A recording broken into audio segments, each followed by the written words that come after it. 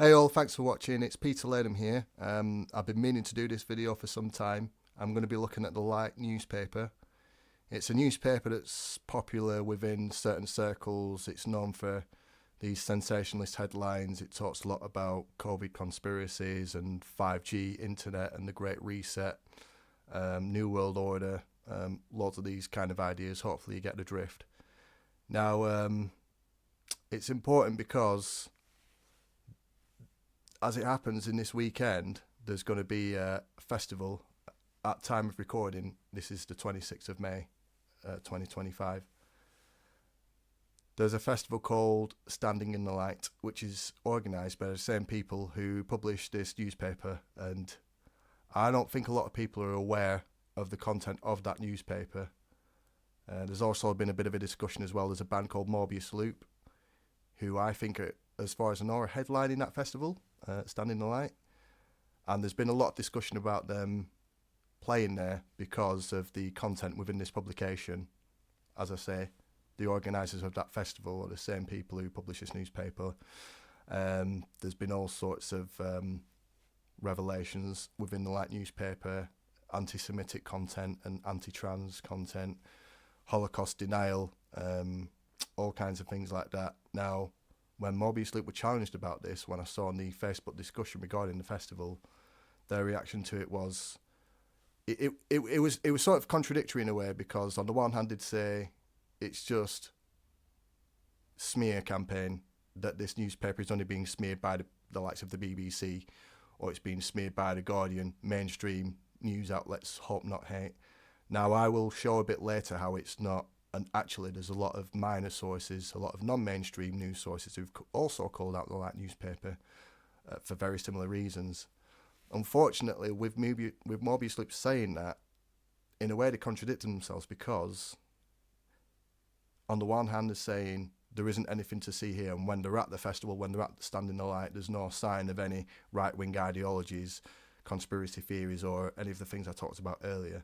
But then at the same time, what Morbius Loop said within that discussion is that they will take their message of peace and love to anywhere, which in a way implies that there is something amiss behind the organisation who are behind Stand in the Light. So it's somewhat contradictory, really.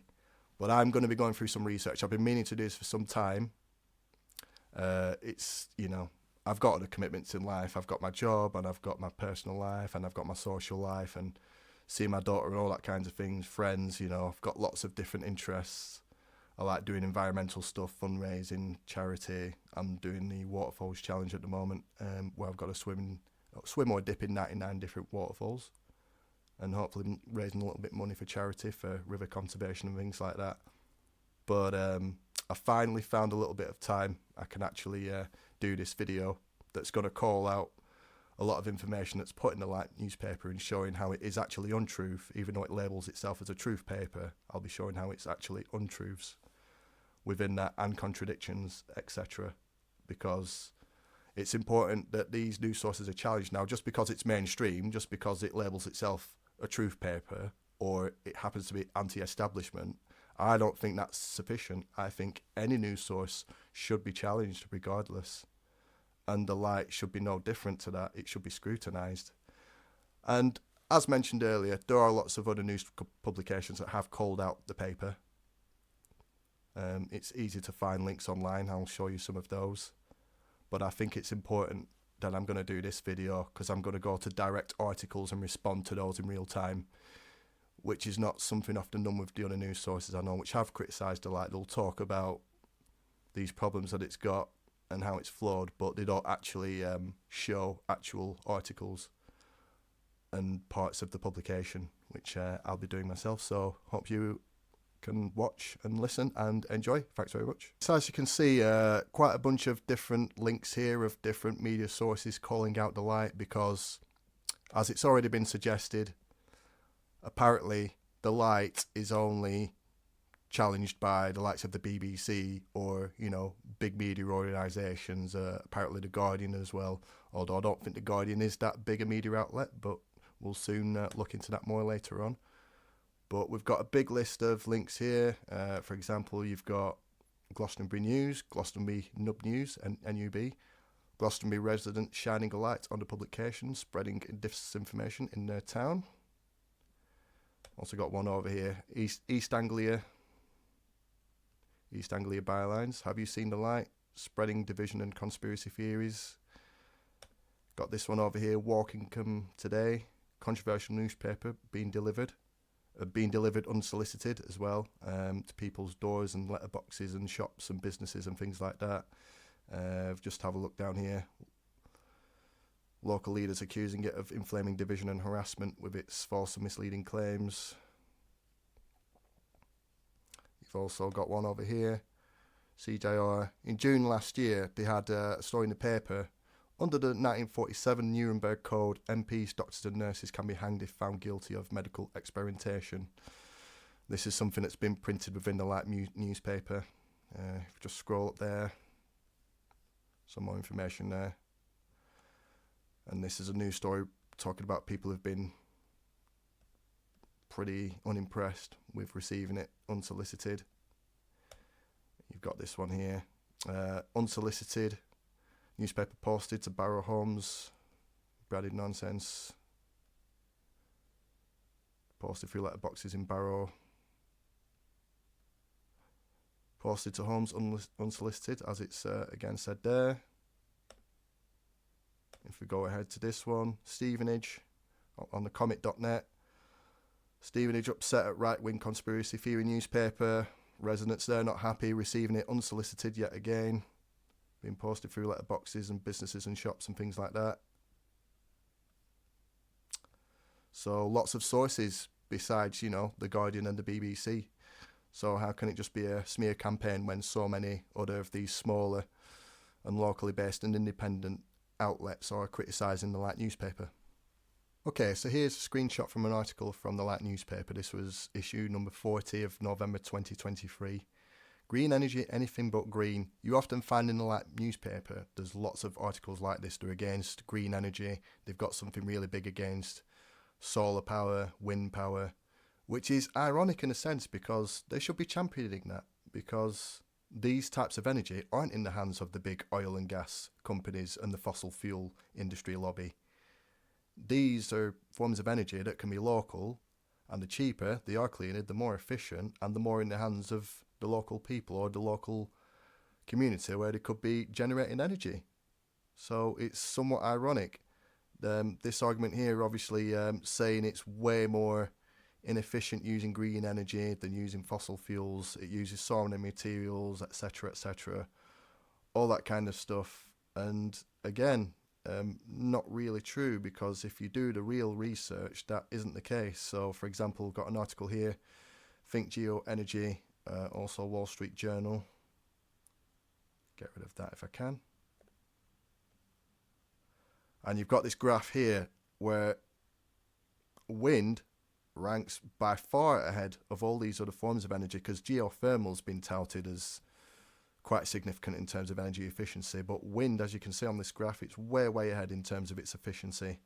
This particular graph here, it's just looking at its energy input, when it's converted fuel into electricity and the return that you actually get, and you can see it's really significant. Fossil fuels, on the other hand, are way down on their efficiency. Gas maybe slightly up from oil, as you can see there. Let's go to another article, carbonbrief.org. Solar, wind, nuclear have amazingly low carbon footprints. So again, solar, wind, big win for those types of energy there for efficiency. You've got another one over here, ourworldindata.org. As you can see, in terms of rates of accident and pollution, coal and oil do pretty badly when the spillages and accidents and things get released into the atmosphere and into the seas, etc. All these problems with transporting oil and fossil fuels over vast distances, this isn't often factored in. See, again, with the Light newspaper talking about fossil fuels, what you find with fossil fuels is they have to be transported over a very large area. This isn't the case with renewable energy. Renewable energy, as I pointed out earlier, it can be generated in a local source to where it's needed. And this cuts out a lot of pollution and a lot of waste and a lot of accidents and a lot of environmental damage. And obviously on this graph again, solar, wind fare extremely well on that front. But also in terms, if you look on the right side of the graph, in terms of gas emissions, CO2 emissions. Not surprisingly, coal, oil are way up there. Gas slightly down again, as it was on similar other graphs. But wind and solar are just faring so much better. And why would they? Because there's a lot of point made about these things being, well, yeah, they have to use energy to create these generators of energy. You need materials, you need a bit of land to make wind turbines and to make solar panels. But once they are in operation, there's no footprint there. That isn't the case with fossil fuels. The whole time that a coal power station exists, or any kind of fossil fuel power station, and then the transportation of that fuel, it's always going to result in lots of pollution. This isn't the case with solar and wind energy. So, not surprisingly, the Light newspaper, with its stories about the New World Order and Holocaust denial, climate change denial, against renewable energy, all kinds of things like that, not surprisingly, they were very big on the COVID pandemic conspiracy theories. I mean, I think the first edition of the newspaper was September 2020, and it all came out during that period, obviously, when we were near the height of the COVID pandemic, etc. But if you look at this episode, this issue, 10th of June, issue number 10, it's June 2010, and I counted, and 20 out of 24 pages within that edition of the Light newspaper had something about COVID and COVID vaccines. You know, it's like if there wasn't a COVID pandemic, they'd have nothing to write about. It's insane. So, just as a few examples, in the same edition, John Mayer went to win this war. This guy over here, Vernon Coleman, he seems to have an article in lots and lots of editions of the Light newspaper going on about the COVID restrictions, COVID pandemic. He's claiming there is no COVID pandemic there, actually. Then over here, you've got another one talking about toxic ingredients in COVID vaccines, apparently. Another one here, how safe are vaccines, all these claims about all these chemicals that are supposed to be in it, MSGs. There's a screenshot over here, Anti-Vaccination League. This one's debunking smallpox as well as COVID for some reason. You've got another one over here. Again, it's about the COVID lockdowns or COVID vaccines. There's another one over here from the same edition. Issue 10. This is the front page of it, actually. End face masks and social distancing, supposedly. There's a graph here about COVID deaths. This is an issue I will be getting into a bit more later on regarding COVID death figures, apparently, from the Light newspaper. You've got another one over here. COVID vaccines should be discontinued. You've got another one over here. CDC sued, again, to do with COVID research and COVID vaccines research. You got another one from the same edition here. I think it's the whole page. You've seen this graph a little bit earlier regarding COVID vaccines. And they just dedicated so much of that to just the COVID situation. And this is apparent within other issues of the Light. It was particularly apparent in this one, I found from my research. These COVID vaccine-related conspiracy theories. And of course, the Light newspaper, it's extremely biased, isn't it, in its the information that it presents. I trolled through many, many issues of this newspaper. I've not been through every single one, I simply didn't have the time, but many, many editions of it. I could not find one single article that was pro-COVID or pro-vaccinations, not one. Very, very biased information. I mean, you've got a letter here. This was issue 23. This is July 2023. They're doing this response. It's a doctor. It's just labelled Dr. A on here. And it's somebody who's apparently in favour of the COVID measures, as they were. And someone who's an employee of the NHS. If we just zoom in here, they're saying, if this newspaper, inverted commas, arrives here again, I will put as malicious communication. And presumably this is because, once again, as I was talking about earlier, the Light newspaper has so often been delivered and in an unsolicited kind of fashion and just pushed onto people unwarranted, things like that. As you can see, they got the usual predictable response with this different information from Dr. Vernon Coleman, who's, as I said earlier, he seems to have his own page, his own article in a lot of these issues of the Light newspaper. And as you can see here, even governments admitted it was fraudulent. Well, I'd like to see where your evidence is for that. Can you not say which governments it is? Can you not give quotes or any links to the articles or interviews or things like that? Is there any evidence to back that up? There doesn't seem to be. And if we go a bit further down here in their response to this Dr. A, it says the BBC refuses to interview anyone who questions the value or safety of any vaccine. I'll be illustrating how that's completely not true, and there's evidence to completely counter this. Just responding to the Light newspaper's claim that the BBC, who they seem to have a real beeline for, I mean, they're like the BBC, my goodness me, they're like the world's biggest sworn enemies, you'd think, really, the way they carry on. This claim that the BBC don't give any voice to people who are against the COVID vaccination or were against the COVID vaccination, just not true. So you've got this unvaccinated programme here that the BBC put out, interviewing people unvaccinated and investigating why. Around 4 million adults remain unvaccinated against COVID-19. This is obviously at the time that it was put out, August 2022, as you can see in the date here. It's now a 3-minute long programme. I don't have BBC iPlayer, by the way. I don't have a TV licence, but I should really get one, really, so I can see more content. Again, you've got another one here. This is from the BBC.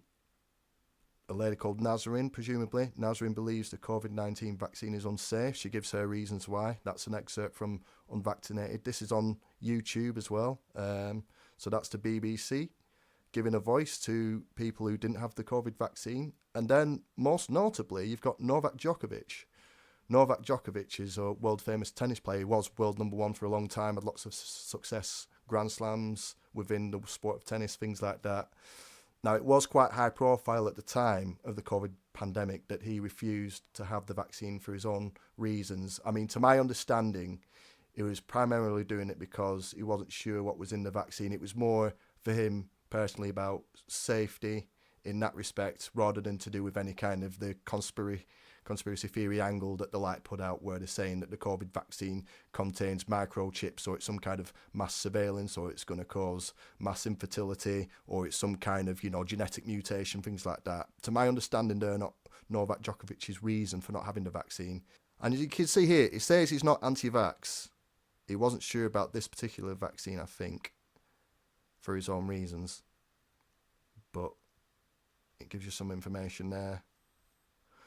So, like I was saying, to say the BBC don't give any voice to people who are against the COVID vaccine, it's just a blatant lie. It's not true. And here's evidence. There's just several sources of information to suggest that that claim is a lie. But I can tell you of a news source who don't give a voice to people who were in favour of the COVID vaccine. It's called the Light newspaper. So, of course, the Light newspaper likes to make all sorts of sensationalist kind of radical claims about the COVID vaccine and the effects it has on people. You've had all sorts, and it changes from week to week, edition to edition, depending on who you're speaking to. So it's been suggested it's a form of genetic mutation. It's been suggested it's a form of mass surveillance. It's been suggested it causes turbo cancer. It's been suggested it causes chest pains. It causes this, it causes that. It causes mass infertility, which is what's suggested in this particular article here. This is edition number 13 of the Light newspaper. It was September 2021. It's another popular suggestion about the COVID vaccine. It causes mass infertility. Now, again, I'm curious, where is the Light's evidence to back this claim up? Because if I was to go over here with some research, ourworldindata.org, and if you look at total birth rates per woman, obviously this goes a long way back. As you can see, obviously, there was a big trend. This is following the 1960s. Now, it makes perfect sense that birth rates would have fallen quite a lot since then. Obviously, we've got forms of contraception, birth control pills. In a social and cultural context, a lot of women around the world choosing to have fewer children. They've got different lifestyles, things like that, than how they used to.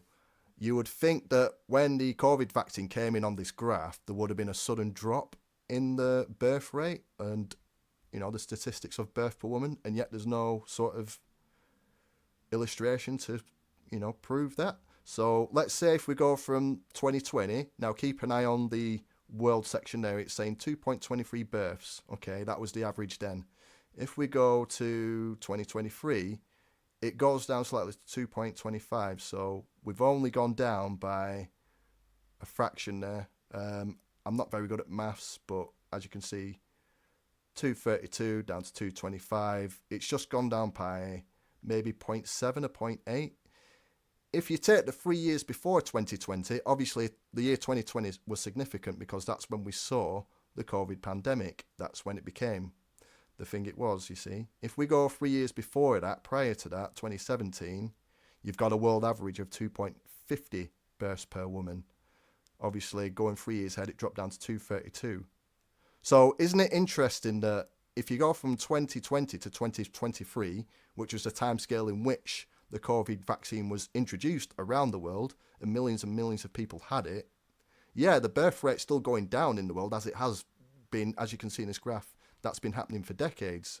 But why is it that birth rate, 2020 to 2023, is actually a little bit kind of slower than the drop that you saw from 2017 to 2020?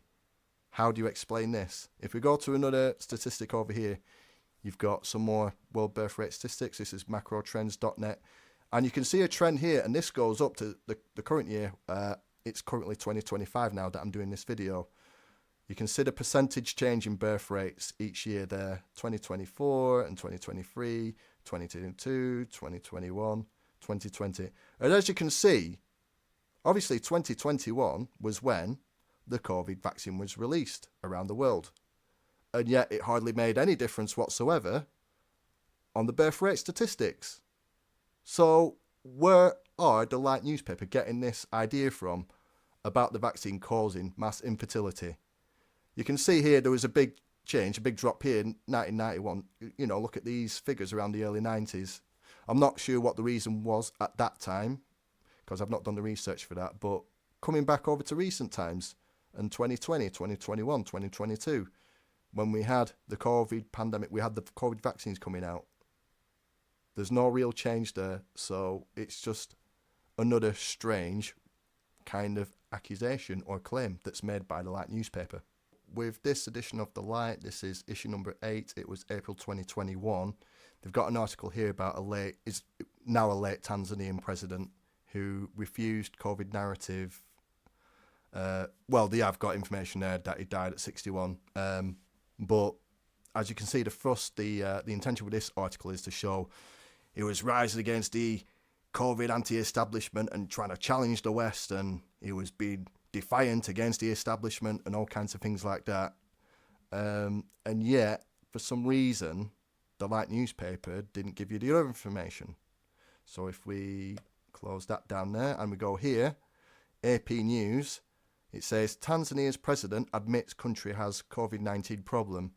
So what happened was, for a time this president had been sceptical about the COVID pandemic, and as it says here, claim for months that disease can be defeated with prayer, had been defeated by prayer. And the Light newspaper obviously must have seized on this information and tried to use it as an example. Oh, look, he's against the COVID restrictions. He's against the disease, But actually, the same president did change tack. And as you can see here, it acknowledged that Tanzania, his country, did have a problem with COVID. We've got another article over here, New Zealand's Herald. Same kind of, revelation there. Tanzania's president finally admits COVID-19 coronavirus is a problem. You've got the Independent. Tanzania's president admits country has a COVID-19 problem. Once again, over here, Tanzania's president's finally acknowledging his country has a coronavirus problem after claiming for months that the disease had been defeated by prayer. Isn't it convenient that the Light newspaper didn't include this information? I mean, if you're going to be charitable about it, maybe you could say, oh, it's because the Light newspaper might have put his stance and then hadn't followed up that he'd changed his stance. But it makes no sense, because going back to the Light article, and I didn't actually point this out at the very start, that same president did. He had passed away by the time this came out. So by the time that this came out, the president had already changed stance, but for some reason this is not reflected by the Light newspaper. Is this just poor journalism, or is it just yet another lie from the Light? Issue number 15 in November 2021, talking about how Japan avoided the pandemic, or so the Light newspaper claimed. I'll try and zoom in a little bit. Obviously, I'm not going to go through the whole thing, but it's just basically saying how this person who wrote the article, they claim to have lived in Japan for over 20 years, and they're saying that they managed to pretty much avoid COVID and how they did it. Now, that's kind of a strange one because it does go, once again, against official statistics. So if we just minimize that and go to the data over here, as you can see, I've got it from Worldometer's info. If you look at Asia's COVID cases statistics, Japan is number 3. It's ranking extremely highly in terms of total numbers of cases. If you look at the number of deaths, it's not the highest. India was the highest within the continent of Asia. However, you've got 74,000. Now, that's quite a significant amount. So it seems strange that you would be making this claim. Japan somehow avoided the pandemic. They may not have lost as many lives as in some Asian countries, but it's a foregone conclusion to say that they avoided the pandemic. Here's another statistic. COVID statistics within Japan. And as you can see here, you had a very high number of cases, over 33 million within a population. I mean, I think the last time I checked, Japan had a population around 128 million. It may be higher, but that's a significant amount there.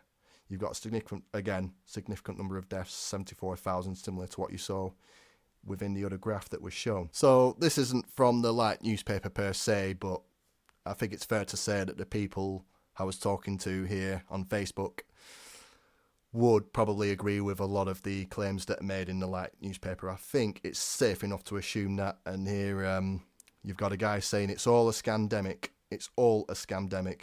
Not just referring to COVID. So I put it to him and challenged him. Are you saying that every single pandemic in human history, the Spanish flu pandemic in 1918, the Great Plague? Someone here replies and says, yeah, the claim there being made that all of these pandemics are falsified, that seems a bit extreme, doesn't it? I mean, the Great Plague? Are they suggesting that's a conspiracy? It was made up? Would they say Bill Gates invented it? I mean, it just seems extreme, doesn't it? You can see this is from the Light. This is issue 8, April 2020. It seems to suggest that COVID is real. Now, the Light seem to have a very flip-floppy position regarding COVID. You'll read one article that suggests, oh, there's this other way to treat COVID that isn't vaccines, and obviously therefore implying that COVID is a real thing. And then in another edition, they'll be completely denying the existence of COVID or the existence of smallpox or other vaccines. If we just scroll in here, world's deadliest pandemics. So it's interesting that this one does acknowledge we had the Black Death and that we had the plague and that we had smallpox, and with these figures of apparently how many deaths there were. Trying to say that COVID had this few deaths. Now, based on the other articles I've shown you and the other information, how dubious this is, I'm not sure, or how authentic. But if we go to this one over here, they've got this article that apparently CDC admit there's no COVID-19. Can you be really trusting of this article from the Light newspaper, given everything that's been illustrated? As I was explaining earlier in the video, the Light newspaper really don't like The Guardian or the BBC. They're sort of like the arch enemies of the Light newspaper almost. If we go to the Light issue 11, they've got this sort of poster like diagram on here. Let's just enlarge that. I think these are just a list of enemies of the Light newspaper, really, or the ones that the Light claim are behind some big COVID kind of multi-billion-dollar conspiracy, COVID vaccine conspiracy. If we just zoom in, as predictably, they don't like Microsoft, they don't like Bill Gates, he's apparently the man behind it all, they don't like the BBC, you can see the BBC down there. But then for some reason, interestingly, we've got this link with The Guardian. Now, I don't know how on earth they make the link to The Guardian and COVID vaccines. It's very peculiar, isn't it? I mean, surely it wouldn't be to do with The Guardian, I don't know. Maybe they've done a news article that's critical of the Light newspaper, perhaps. I mean, surely that's not a coincidence, is it? That wouldn't be the real reason, could it? That the Light labelled the Guardian as enemies and the BBC. How an anti-lockdown truth paper, inverted commas, bypasses online fact checkers. Yeah, surely that's not a reason why the Light don't like the Guardian newspaper, is it? You know, it's often claimed by the Light newspaper and people who support the Light newspaper and support their festival Stand in the Light that any criticism against the Light, it's just a smear campaign. The mainstream media's against them. It's a witch hunt, you know, etc., etc. It's the BBC one orchestrating it, the big bad BBC doing it. If you look at these statistics on this graph here, just try and zoom in from Ofcom. This is just a list of the top 20 news sources based on Ofcom's research. This is within the UK. I mean, yeah, granted, the BBC are a big part of news consumption in this country. It was 62% in 2018, now standing at 49% as of 2023. Obviously, it's 2025 when I'm doing this video, but you can see the trend there. It's a declining kind of news source, really, by that percentage. If we go further down, we can see they've got The Guardian. Obviously, they really don't like The Guardian. Stood at 11%, which was back in 2018. It's now standing at maybe 10% as of 2023. It may be around that figure now.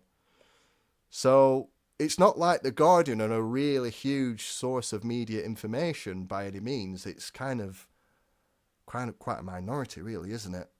And, you know, the Daily Mail, it's standing at 18%, gone down to 14%. There's certainly more readership and more viewership within the Daily Mail papers than there is The Guardian. So isn't it interesting that the Light considers The Guardian to be such an enemy, and yet not other newspapers? Why aren't they so much against, you know, Rupert Murdoch's papers, the Daily Mail, or things like that? Or are they against the Daily Express? Here we have the Light issue 15. This was in November 2021, making another one of these fairly predictable claims from the Light newspaper. All political parties are part of one dictatorship. They're all in it together. They're all part of some kind of conspiracy. It's all a new world order. Can't trust any of them, etc., etc. It's giving all that kind of vibe. So according to the Light newspaper, all political parties are part of one dictatorship. They're all in it together. It's all part of, you know, control, all conspiracy, etc. You get the drift. And here's a big poster. It was in the Light issue 8 April 2021. Vote for freedom. Vote for Heritage Party. But I thought they were against parties. I thought the Light didn't like parties. I thought they were all part of a dictatorship. All right, conveniently, not the parties that stand for the same ideology as the Light newspaper, not the ones that are, you know, against COVID and against the vaccinations, as is apparently the case with David Curtin here, the leader of the Heritage Party. Oh, that's perfectly fine. So therefore, the Light presumably want to change the stance now, just for parties like this, I imagine. Okay, that makes sense. So here's another news article. It might even be by the main editor or the owner of the Light newspaper. It tends to go by different surnames, Darren Nesbitt, Darren Smith. But in any case, this is the Light issue 9, and it's May 2021. Here they've got an interview with the leader of the For Britain party. Once again, it's strange that they're interviewing parties, because they thought all parties are part of one dictatorship, according to the Light newspaper, apart from the ones that they agree with the ideologies of. Presumably it's because of an anti-vaxxer, anti-COVID stance that they suddenly changed the principle entirely there, but who knows. It says, it's got this headline, far-right fascists or old-school conservatives. If we just zoom in and read a little bit here, it might seem strange to consider a party that wants to preserve its country's traditions, borders, ancient values and free way of life as hard-right Nazi fascists. But that is the reaction from the media at any mention of Anne-Marie Waters and the For Britain party. Why would that be? Why would the so-called big bad mainstream media be against Anne-Marie Waters? Come on. He's just an old school conservative, right, as the light might suggest. What could be the problem? Surely not far-right fascist. I mean, surely not. There can't be any evidence for that, really. I mean, could there be? Could there? Okay, so here's a speech from Anne-Marie Walters. Let's press play here. All of it. The only reason that the mass migration into white Europe is happening on the scale that it's happening is to disempower white people, to make us a minority and therefore unable to hold political power, to wield political power. All of it. Blimey, shall we play that again? It was going to play anyway. Shall I just hit the play button again, just in case you missed it the first time? The only reason that the mass migration into white Europe is happening on the scale that it's happening is to disempower white people, to make us a minority and therefore unable to hold political power, to wield political power. All of it. I mean, blimey. I mean, well, shall we try and go back to what we saw earlier? Was it this article from the Light newspaper? If in any doubt, folks, and you're looking at Far Britain, and you're looking at Anne-Marie Walters, and you're conflicted, far-right fascism or old-school conservatives, after hearing what you've just heard, is it fair to assume it probably is definitely far-right fascism? I think that's a fair term to label that sort of speech, wouldn't you agree? If that's not far-right fascism, that quote there, I don't know what is. So there you have it. I mean, Anne-Marie Walters of the For Britain party has been apparently labelled far-right Nazi fascist by the mainstream media. Listening to that speech, well, I think it says it all really, quite honestly. According to this, she was too racist for UKIP. She founded anti-Muslim party For Britain, and then goes on and openly supports a white genocide conspiracy theory within Europe. It's a very popular conspiracy theory within Europe that white people are being bred out or something, that they're being overpopulated by ethnic minorities, and the white population of Europe is under threat. Now, let's just assume for the moment that's true. Let's assume For Britain's true. Let's assume that what Anne-Marie Walters is saying is true. What statistics are to back this up? Because if I go to this graph here, McKinsey.com, we've just got a breakdown of major European countries by percentage. What percentage are ethnic minorities, or what percentage of those populations are non-white? You've got England and Wales, UK as a whole not included, 10.9%. If it's UK as a whole, you've got the Netherlands on 17%, Belgium, France. Now, it's quite interesting, isn't it? Because none of these countries within Europe have a majority of non-white people. Virtually all of them are 90-something% in terms of a white population. So going back to Anne-Marie Walters and For Britain, where is the evidence of there being a white genocide? And why, most notably, don't the Light newspaper call this out? This is an article from The Light. It's in issue number 7. It was March 2021.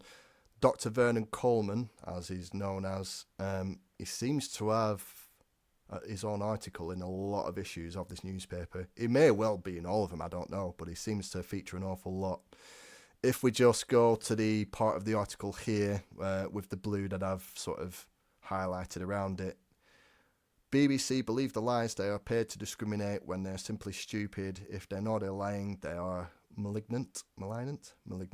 The BBC denies the truth with fanatical zeal. Just going a bit further up, no interviewer on mainstream media dares interview doctors questioning the lies told by governments and government scientists. Once again, it's making this claim that the mainstream media and the BBC don't give a voice to people sceptical about COVID, when I've quite clearly shown the contrary. This is the Light issue number 15. It was in November 2021. Apologies, I spelt November wrong in the title of this screenshot that I've done, so just ignore that, just in case you did spot it. But at the end of this article, it's written by a guy called Clive de Coyle. May be interested to know that I have a private membership site called secrethealthclub.com where you can find vital health recovery information that has been censored by the likes of Google and YouTube. Been censored? Are you sure about this? Because I've got my doubts that it actually is, and I think we should put that to the test right now. So with that name in mind and Secret Health Club in mind, let's just see. So remember the guy's name's Clive DeCole or clivedecole.com. Let's see if it is actually censored. Okay, let's go over here and try and find my web browser again. I'll go to YouTube first. Secret Health Club. That's the same guy, right? Isn't it, from the article in the light that's apparently censored on YouTube? Obviously not. Here's his page. 322 subscribers, no problem there, no sign of censorship there whatsoever. He's got all his content there, not censored. 1 year ago, if we go back here, we can scroll down. Clive DeCole has some other videos. 2 years ago, 3 years ago, Secret Health Club, it's the same guy, Clive DeCole, clearly not censored. Another one there, there's another one there. And another one there, Secret Health Club, Clive DeCole, yet again. He seems to have a lot of content on YouTube that's completely uncensored. Shall we try Google? Because that was another claim. Oh, is Clive DeCole censored on Google as well? Really? Make sure I spell it right, shall I? Okay, there's his own website, completely uncensored on Google. No problem there. Yep, it's fair to assume it's the same guy. Okay. No signs of censorship there. What was it called? Secret Health Club. Is there any sign that that is going to be censored on Google search engine? Let's find out. Secret Health Club. Nope, just go straight to the guy's website. So, again, absolutely no problem there. No censorship. So this is an outright lie from the Light newspaper. Here's an article. Here's a little... you could call it a promo, I suppose, really, couldn't it? It was the Light issue number 14. It was in December of 2023. An honour to fight tyranny. We can't wait for other people to save us. This is the Freedom Alliance Party. Once again, the Light supposedly, in another article, stated that all political parties, all parties are part of a dictatorship, except for the ones that the Light agrees with or the ones the Light will post about because they have some kind of anti-vax stance or some sort of, angle like that. Oh yeah, those parties are fine. They're not part of the dictatorship, but these ones are all right. Look after your chums. Okay, so you've got the Light newspaper apparently saying that all political parties are part of a dictatorship, except for the ones that they agree with or the political parties that stand for not having lockdown measures, not having COVID vaccines, or, aligning with conspiracies that the Light newspaper also supports. You've got For Britain, led by Anne-Marie Walters. You've got the Freedom Alliance Party. You've got the Heritage Party, which was set up by David Curtin. He's a leader. He was also a member of UKIP. Isn't it interesting that these parties, it's okay for the Light to support, even the ones which they're saying here, the mainstream media thinks of far-right fascists. Now, I've shown a very disturbing kind of video clip where she is promoting this very popular, within the far-right white nationalist movement, posting a very popular conspiracy theory there. I mean, what would the Light say about this if I challenged them on this or someone else challenged them on this and questioned them? Why are they only giving a platform to these sorts of parties within their newspaper? Maybe the response from the Light would be something like, well, we give a voice to the anti-establishment or we give a voice to all parties. Because however you spin it, it doesn't look good. Because there doesn't seem to be any explanation or any reason given. Why don't they, for example, if they're going to be interviewing or giving any platform to any political parties, why not other small parties? Why can't they, I don't know, for example, have the Green Party in the Light newspaper? Could they not have the Socialist Worker Party? Could they not have the Communist Party? Why is it only these parties associated with the far right represented in the Light newspaper and no others? It seems a bit strange, doesn't it? Okay, so what we've got here, it's another article from the Light newspaper. It's issue 13, September 2021. I'm sure that one's featured quite a bit, that same issue. I don't know what it is about it. There must have been something in the water at the time, who knows. Written by Clive DeCole. Isn't this the same guy who claimed he was censored on Google and YouTube, and then in real time I actually illustrate how he's not censored? But anyway, let's go on. How to be understood by the confused and misguided. So it's got some annual death figures here since 1991. And I think the Light have put this here. He's put this here to illustrate that there is no pandemic. And if we zoom in here, despite a massive increase in population, more people died from 1991 to 2003 than last year. These are numbers from the Office of National Statistics. Okay, so that's an interesting claim. And they're claiming that it's from the Office of National Statistics. So let's just see if we do go over to, let's look on the internet. So here we've got the Office for National Statistic figures. This is male and female deaths from 1992 up to 2022. Now you can clearly see here in 2020, there's this significant spike of deaths. And if you go to all these years on the graph prior to that, there were in fact less deaths than 2020. 2020 is a very significant year for obvious reasons. That's when the COVID pandemic hit. Very obvious. If we go back, if we zoom in on this table, it's quite interesting, isn't it? Can anyone see a problem with these statistics that the Light have included here? Is it obvious yet? Can you spot it yet? No? Why haven't they included the year 2020? I mean, surely you would, right? If you're going to do death statistics related to the COVID pandemic, I mean, surely you would include the statistics from the year 2020. Isn't that quite crucial? When the COVID pandemic hit, you've got to have the figures from that year. There's no sign of it. Now, why would the Light newspaper, why would Charles de Gale leave that out? Can you think of any reason why? I mean, surely it wouldn't be because maybe possibly the COVID death figures of that year were substantially higher than what's shown in these other years because of the fact that we did have a genuine pandemic. I mean, surely, is this just bad journalism? How do you spin this? I can only see two possibilities here. They either left out the figures for the year 2020 because it's just bad journalism and it's just a schoolboy error, or did they leave out the figures because the deaths in 2020 were significantly higher than they were in the other years, including 2021, when, as you can see, the deaths started to subside because of the effects of the COVID vaccine bringing down the death figures. 2020 was the peak, and it starts to decline from 2021 onwards when we had the COVID vaccine. How does the Light explain this? I mean, as if it wasn't bold enough that the Light newspaper claims it's a truth paper and it's the uncensored truth.